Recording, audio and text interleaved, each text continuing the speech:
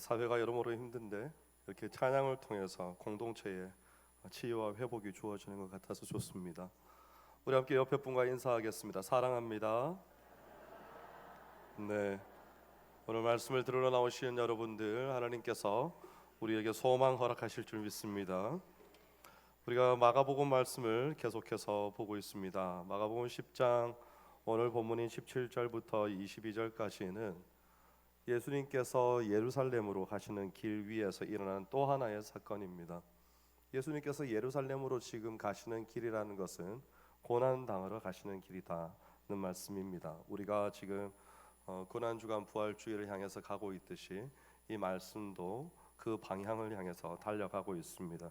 근데 앞서 9장에서 제자들이 누가 크냐라는 문제에 사로잡혀서 예수님이 가르치신 이 십자가의 길을 제대로 이해하지 못했습니다. 이제 10장에 이르면 부와 율법의 복을 누리는 한 사람이 어떻게 영생을 얻겠느냐라고 물으면서 등장합니다. 예수님이 그 질문을 통해서 구약 율법 체계만으로는 들어갈 수 없는 새로운 하나님의 나라를 선포하시는 겁니다. 그리고 그 나라에 참여해서 영생을 얻으려면 모세 율법으로 대표되는 기존의 질서를 내려놓고 예수님을 따르는 길밖에 없음을 분명하게 말씀하시는 것입니다. 오늘 본문에 보면 한 사람이 예수님께 달려와서 무릎 꿇고 주님께 묻습니다. 선한 선생님이여, 내가 무엇을 하여야 영생을 얻을 수 있습니까? 이 사람은 예수님을 선한 선생님이다 이렇게 부르고 있습니다. 그의 요구는 무엇인가 하면 어떻게 영생을 얻을 수 있는지 알려주십시오 였습니다. 예수님이 그에게 왜 나를 선하다고 하느냐, 하나님만 홀로 선하시다라는 말로 대답하셨지요. 20절에 보면 예수님의 말씀에 그 사람이 다시 호칭을 바꿉니다. 이제 선생님이여, 앞에 선한을 빼고 선생님이여 라고 호칭을 바꾼 것으로 보아서 이 사람은 지금 예수님께서 아마도 어떤 대답을 원하시는지 알지 못하고 선하다고 말씀드리면 안 되는 거구나 하고 앞에서 선하다는 말만 빼고 그냥 선생님이라고 부른 겁니다. 그래서 이 사람이 무엇을 하여야 영생을 얻을 수 있습니까? 라고 물을 때 사실 이 질문은 유대교의 전형적인 사고방식이죠. 계명을 지키고 선한 행동을 통해 복을 받겠다, 이 논리에 입각한 질문이었습니다. 예수님이 그에게 모세의 십계명 중 일부를 말씀하시죠. 10장 전반부에서 우리가 이혼에 대해서 다룰 때 언급하셨던 그 모세의 율법입니다. 네가 모세의 계명을 알고 있지 않느냐? 살인하지 말라, 간음하지 말라, 도둑질하지 말라, 거짓 증언하지 말라, 그리고 남의 것을 속여 빼앗지 말라, 내 부모를 공경하라 이렇게 말씀하셨습니다. 이 예수님의 말씀 중에 특이한 것은 6, 7, 8, 9 계명을 언급하신 후에 10계명은 남의 것을 탐내지 말라인데 속여 빼앗지 말라고 하시고 마지막에 5계명을 언급하신 겁니다. 남에게서 남의 것을 탐내지 않는 마음을 가져야 할 뿐만 아니라 탐심으로 말미암아 빼앗는 것까지도 허용하지 않는 것, 이것이 십계명의 정신이다라고 말씀하시면서 마지막에 5계명이 언급된 이유는 내 부모를, 이게 출애굽기 20장 12절인데요. 내 부모를 공경하라. 그리하면 내 하나님 여호와가 내게 준 땅에서 내 생명이 길리라. 이렇게 되어 있습니다. 부모를 공경하면 이 땅에서 생명이 길게 해주시는 복을 받을 것이라는 하나님의 약속을 상기시켜 주기 때문에 이 본문을 들어서 설명을 해주신 겁니다. 그래서 그 사람이 대답하기를 뭐라고 대답했는가 하면 선생님, 제가 그것은 어려서부터 다 지키고 있나이다 이렇게 대답했습니다. 이 말은 그 계명들은 제가 다 지켰는데 그러면 그것으로 영생을 얻기에 충분합니까? 라고 질문을 한 것이 됩니다. 실제로 이 당대 유대인들이 계명의 준수를 통해서 부와 장수를 누리는 것을 복으로 여겼고 이 사람은 물질적 사회적으로 성공한 마치 구약 질서의 어떤 모범생과 같은 그런 사람이었습니다. 그래서 21절 22절 말씀에 보면요, 여러분 성경을 펼쳐 놓으셨으면 21절 22절 말씀을 함께 한번 읽어봅니다. 시작.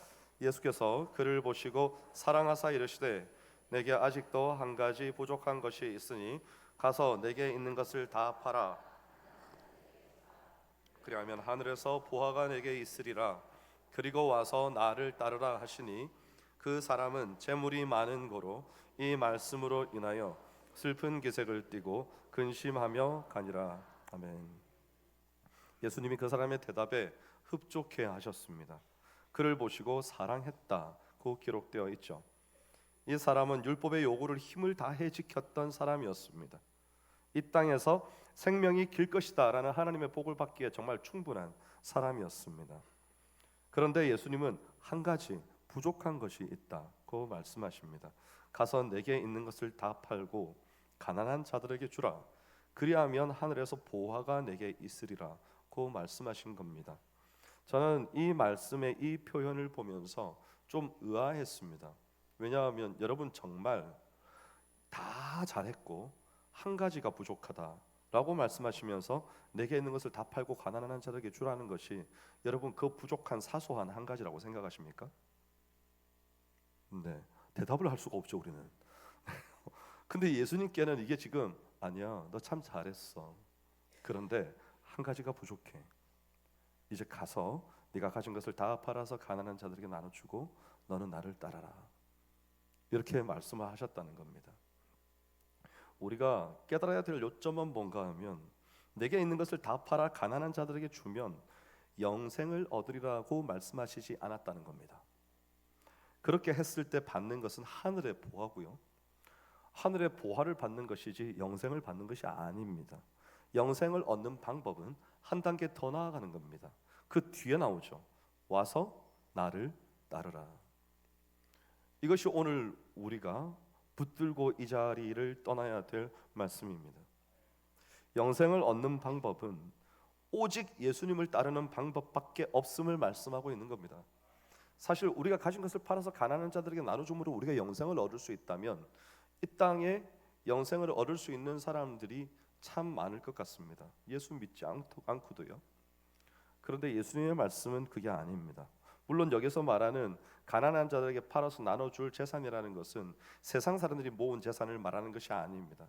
이것은 명백하게 구약의 율법의 말씀을 따라 준수하였을 때 하나님께로부터 받은 복, 그것을 가지고 또다시 나누라는 말씀이지 그냥 세상 사람들이 모은 재산을 가지고 나눠주면 하늘에 보화가 있다, 이런 말씀은 절대로 아닙니다. 예수님을 따라가면 영생에 이르는데 이 예수님을 따르는 길이라는 것은 제가 이제 꽤 여러 주차 강조한 것 같습니다. 첫 번째는 자기 십자가를 지고 자기를 부인하고 예수님을 따르는 것이고, 두 번째는 무사람의 끝이 되어야 할 것이고 무사람을 섬겨야 할 것이다. 여러분 이 두 가지를 반드시 기억하시기 바랍니다. 예수님을 따르는 길이란 그겁니다. 만약에 여러분이 잘 모르겠다, 기억이 안 난다 싶을 때는 이것 두 가지를 떠올리시면 됩니다. 내가 이것을 잘 하고 있는가? 이 사람에게 있어서 자기 부인이라는 것은 자신의 재물을 팔아서 가난한 자들에게 주는 것이었습니다. 모세의 율법으로 대표되는 이 구약의 질서는 하나님의 율법을 잘 지키면 복을 받아서 물질적으로도 부유해지는 것이었습니다. 그가 율법을 잘 지켰습니다.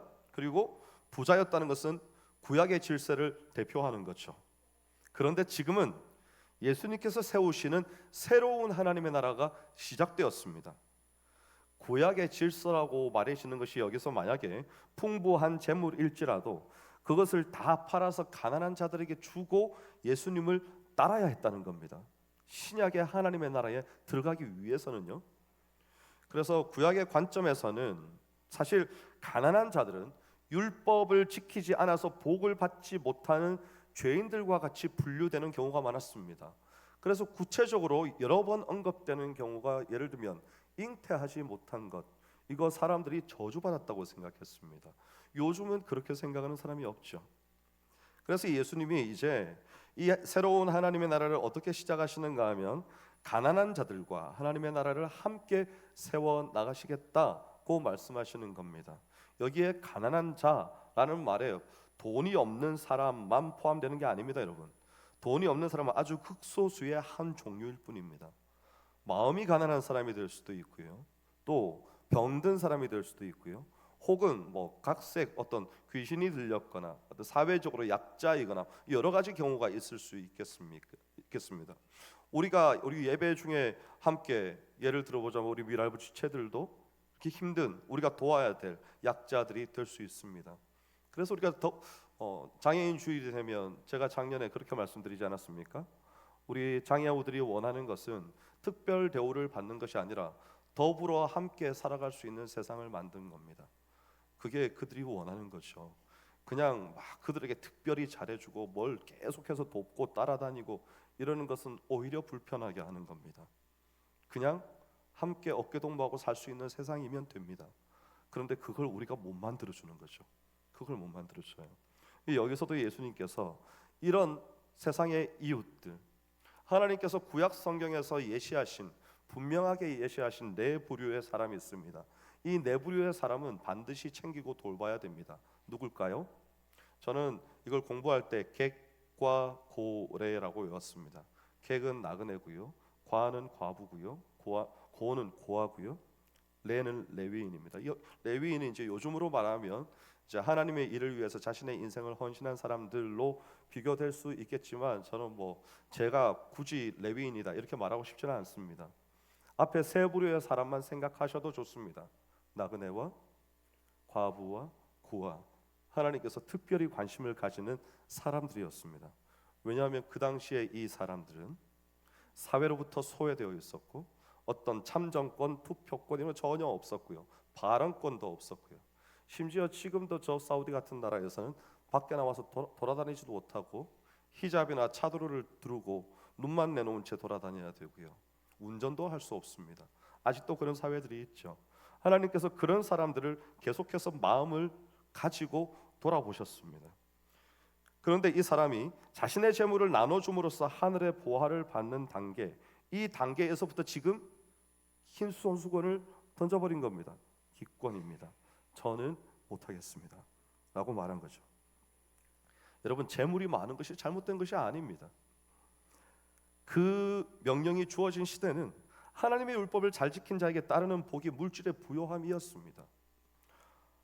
예수님은 그가 잘못되었다는 말씀을 하시는 것이 아니고, 구약의 율법을 붙드는 것으로는 이제 예수님과 함께 시작되는 신약의 하나님의 나라에 들어갈 수 없고, 그러면 영생도 얻을 수 없으니까 너가 영생을 얻고자 한다면 내게 있는 모든 것, 그 구약의 복을 하늘의 부, 이 신약의 복과 바꾸고 지금 새로운 나라의 메시아 예수님의 법을 따라라 라고 말씀하시는 겁니다.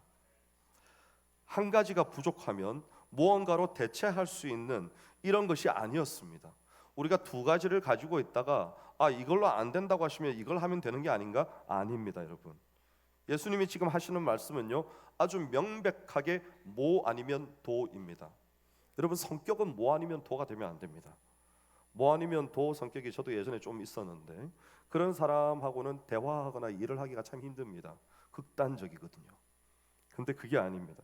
예수님께서 말씀하시는 건 성격 이런 거 아니고요, 하나님 나라에 들어가기 위해서는 너희가 명명백백히 알고 있어야 된다. 반드시 마음에 의식하고 있어야 된다.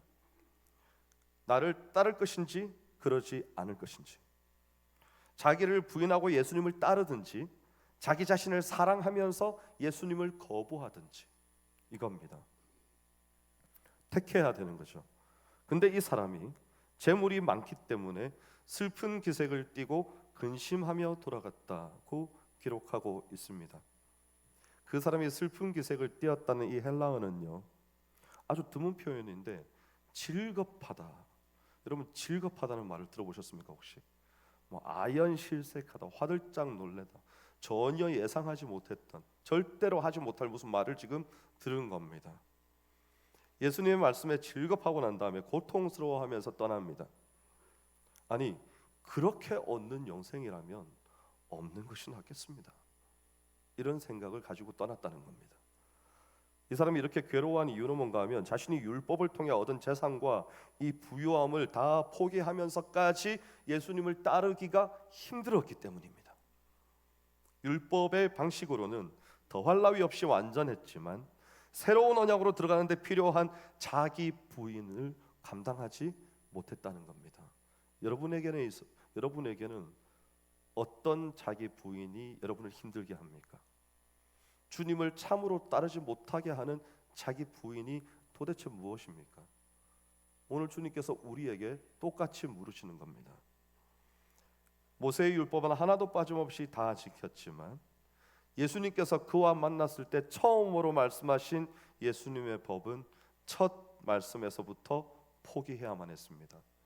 여러분, 우리는 어쩌면 이렇게 살아가고 있을 수 있습니다. 뭔가 잘하고 있는 것 같았습니다. 말씀을 잘 지키고 있는 것 같았고, 나름 기도의 시간도 지켰고, 나름 구제도 열심히 한 것 같은데, 예수님을 만났을 때 예수님께서 우리가 오히려 너에게 부족한 것이 한 가지가 있다. 너 그거 내려놓을 수 있겠느냐? 라고 말씀하셨을 때 여러분은 하실 수 있겠습니까? 지금 여러분의 머리에 떠오르는 딱 그겁니다. 기억나셨습니까, 여러분? 네, 그겁니다. 그거. 네, 그걸 하셔야 되는 거예요. 우리가 그걸 못하는 겁니다. 그걸 쥐고 있는 거예요. 주님께서 나에게 딱 그거 말씀하시는데 나는 그것만 아니면 다 할게요. 이러고 있는 겁니다. 근데 그게 아닙니다. 우리 주님께서 심령을 감찰하십니다. 하나님보다 더 귀하게 생각하는 것, 아니 백날 주 예수보다도 더 귀한 것은 없네. 찬양하면 뭐합니까? 놓지를 못하고 있는데요. 그거 놔야 되는 겁니다. 영생을 얻는 유일한 방법, 하나님의 나라에 들어갈 수 있는 법을 예수님께서 말씀하셨는데 결국 영생 얻기를 포기하고 떠난 겁니다.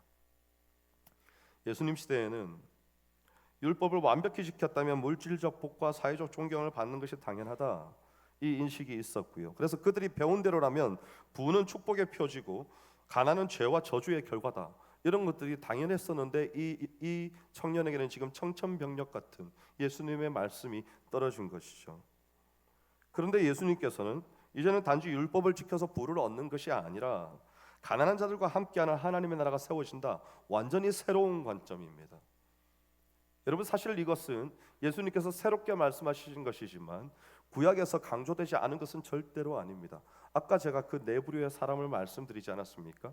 이 사람들을 무시하고 이 사람들에게서 마음속으로부터 울분이 터져나오게 만드는 누군가는 하나님께로부터 벌을 받았습니다. 그런 사회가 구약 시대였습니다. 그러니까 이게 지금 처음 말씀하시는 것이 아닌 것이죠.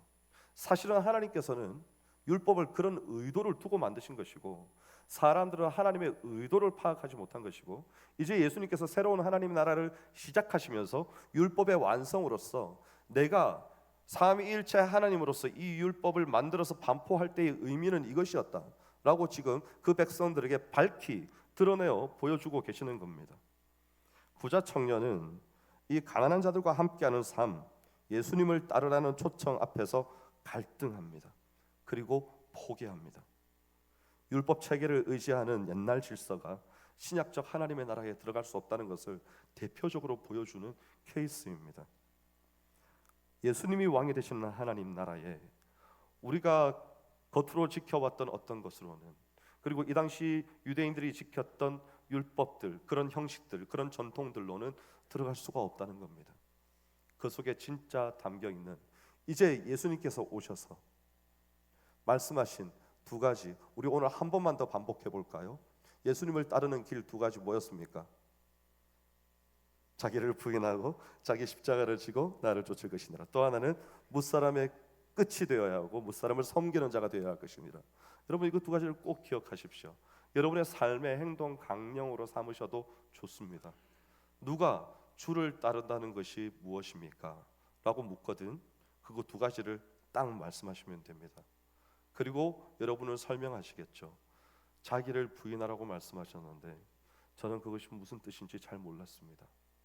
근데 살다 보니까 내가 주님보다 사랑하는 것이 내 마음에 있다는 것을 알았습니다.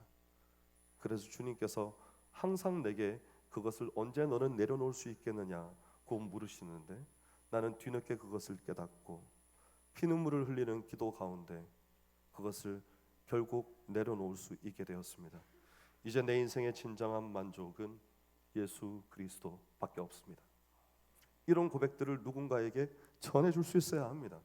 여러분이 진실로 자기를 부인하고 주를 따르고자 하신다면, 만약에 자기를 부인하고 자기 십자가를 질 각오가 되지 않았다면 어쩌면 여러분 복음 전하는데 막힐 수도 있습니다. 왜냐하면 여러분이 하지도 못하는 걸 남 보고 하라 그러는 것이기 때문에 그렇죠. 말씀을 마무리하고자 합니다. 예수님이 부자 청년에게 부를 버리고 나를 따르라고 직접적으로 말씀하셨습니다. 새로운 하나님의 나라, 가난한 자들과 함께하는 하나님의 나라, 외롭고 소외된 자들과 함께 세워지는 하나님의 나라, 그런 자들을 돌보고 사랑함으로 세워져가는 모든 이들과 함께하는 하나님의 나라를 말씀하신 겁니다. 율법을 완벽히 지켰다는 자부심, 또 풍부한 재물로 눌렸던 어떤 복, 이런 것이 그에게 있었지만 예수님의 나라에 합류하기 위해서는 이 모든 것을 다 내려놓고 전혀 다른 방식, 예수님이 열어가시는 십자가의 길에 참여해야 되는 것이죠. 지금 예수님께서 이것을 예루살렘으로 가시는 길에서 말씀하셨다는 것이 참 중요합니다. 예루살렘으로 가시는 이 고난의 길, 그 준비하는 길 과정에서 제자들을 다 데리고 무리들과 함께 가면서 예수님께서 반복해서 말씀하시는 겁니다. 내가 지금 어디를 향해서 가는지 아느냐? 내가 지금 걷고 있는 이 걸음이 어떤 걸음인지 아느냐? 내가 지금 너희를 살리기 위해서 십자가를 지기 위해서 이 길을 가고 있는데 너희는 과연 지금 그냥 내 뒤를 졸졸졸졸 따라오면서 내가 말하는 바 그 의미를 명확하게 파악하고 있느냐? 우리가 매주 말씀을 듣고 수요일도 듣고 금요일도 듣고 새벽에도 듣고 영상으로 집에 가서 또 보고 하면서 우리가 점점 지금 고난주간이 가까워져 오고 있습니다. 고난주간을 예를 들어 보자면 오늘 주님께서 어쩌면 우리의 마음이 이렇게 물으실 수도 있는 겁니다. 너는 진정으로 나의 고난에 동참하고자 하느냐? 그렇다면 너는 너의 마음에 있는 자기 부인을 완성하였느냐? 그걸 하지 못하였다면 여러분, 우리가 고난주간 새벽기도 일주일 동안 할 때에도 또 날마다 똑같은 기도를 해야 되는 겁니다. 죄송합니다 주님, 아직까지 못했습니다. 과연 할 수 있을지 모르겠습니다. 근데 그런 게 아닙니다 여러분. 우리 주님께서는요 훨씬 더 앞을 보고 계십니다.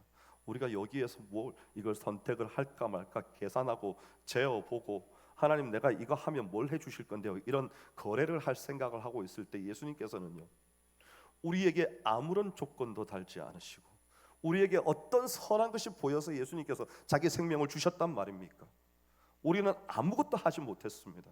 원웨이입니다. 원웨이, 일방통행이죠. 아무것도 못했습니다. 한 방향입니다. 주께로부터 우리에게 일방적으로 하나님의 사랑과 은총이 쏟아져 내렸습니다. 그것을 우리는 받을 수밖에 없었습니다. 우리가 혹시 안 받는다 할까봐 일방적으로 주셨다고요. 그리고는 뭐만 하면 되는 건 마음을 열고 받기만 하면 되는 겁니다. 그런데 그걸 우리가 못하는 겁니다. 그 마음을 열고 받지 못하는 사람들이 이 자리에 있지 않은 사람들입니다. 여러분, 우리는 어떻게 해야 될까요? 보여줘야 되는 겁니다. 진짜 예수 그리스도를 따르는 길이 어떤 것인지, 자기를 부인함으로 얻는 참된 만족과 평안함과 풍족함이 어떤 것인지, 내가 사람들이 다 가지고 있는 가졌다 할 그런 재산들 내게 혹 없다 하더라도 송명희 시인의 시를 기억하십니까? 나 가진 재물 없어도, 나 가진 지식 없어도 어떤 하나님이요? 공평하신 하나님이 나 남이 없는 것 갖게 하셨네. 그겁니다. 우리가 붙들고 우리가 따라가야 할 이 세상이 숭고하다고 말하는 그 어떤 가치보다도 찬란하게 빛나는, 우리가 죽어야만 갈 수 있는 길, 나 자신을 겸손히 낮추어야만 따라갈 수 있는 그 길, 예수 그리스도의 십자가의 길입니다. 그 고난의 길을 오늘 우리가 하나님 앞에서 가기를, 그리고 나 자신의 진실에 대해서 깨달을 수 있기를, 내가 얼마나 못나고 연약하고 부족하며 하나님의 은혜 없이는 한시도 살아갈 수 없는 존재임을 내가 깨닫고 그 하나님의 은혜를 간절히 바라고 사모하면서 매달렸을 때 오히려 이 모든 것을 다 초월해서 아무것도 바라지 않고 이 땅에 하나님의 사랑을 퍼부어 주신 그 하나님의 은혜를 우리도 따라서 이제 누군가 내게 뭔가를 해주지 않아도 그들을 사랑할 수 있고, 이제 가족들이 나를 핍박하더라도 나는 그들을 품을 수 있으며, 이제 우리의 일터의 동료들이 우리에게 호의적인 시선을 보내지 않더라도 나는 주께서 나를 향해 그리하셨던 것처럼 주께서 자신을 향해 채찍질을 하고 원망하고 불평하는 자기 백성들을 향해서 그럼에도 불구하고 로마서 5장 8절 말씀에 내가 너희를 사랑한다고 말씀하셨던 것처럼 우리도 그 길을 갈 수 있기를 바랍니다. 그래서 우리의 이 고난 주간을 준비하는 이 시간 동안에 우리의 삶의 모습들이 참으로 주님을 닮아가는 모습이 되기를 주의 이름으로 축원합니다. 기도하겠습니다. 하나님 감사합니다. 오늘 우리가 부자 청년과 같은 시험대에 섰습니다. 율법적인 의나 세상적인 축복에 내가 만족하고 있지 않은지 돌아봅니다. 주께서 우리를 위하여 열어놓으신 예수 그리스도의 뒤를 따라가는 새로운 나라를 향해 걸어갈 것인지를 결정하고자 합니다. 주님, 우리가 이 영생의 복음을 놓치지 아니하고 주의 말씀이 내 가슴 속에 살아 있어서 나를 변화시키고 나를 새롭게 하며 나를 하나님의 나라로 인도할 뿐만 아니라 내 주위 모든 사람들에게 그리스도의 복음이 편만하게 전해지는 일에 하나님 우리가 사용될 수 있도록 역사하여 주시옵소서. 감사드리며 예수님 이름으로 기도하옵나이다. 아멘. 다 함께 찬송